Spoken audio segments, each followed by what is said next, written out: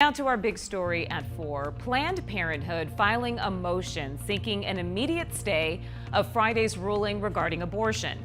That ruling officially lifted an injunction protecting women's rights to abortions that had been in place since the 1970s. Planned Parenthood argues that the court's ruling has allowed conflicting laws to take effect in the state.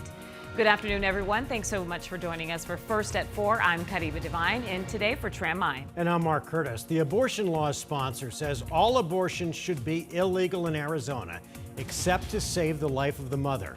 Governor Ducey, who signed the law earlier this year, says he believes abortion should be illegal only after 15 weeks.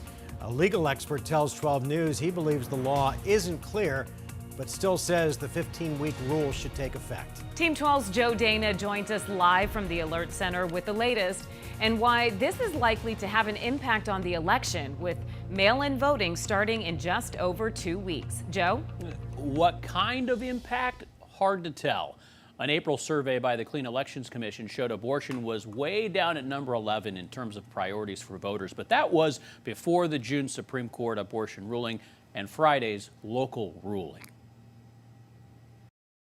A Pima County judge's ruling suggests a century-old law banning all abortions is now in place, or is it?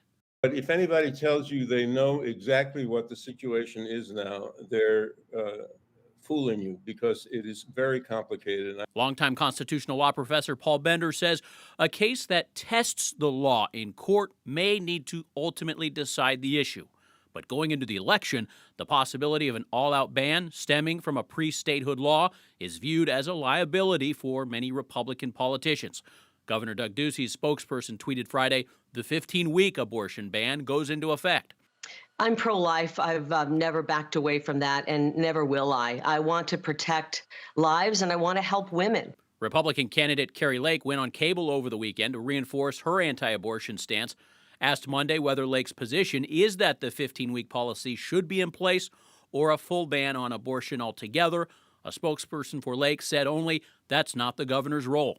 The overwhelming majority of Arizonans support access to safe and legal abortion.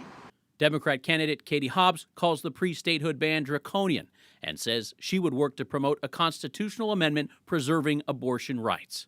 This law is cruel, life-threatening, and rips away millions of Arizonans' freedoms.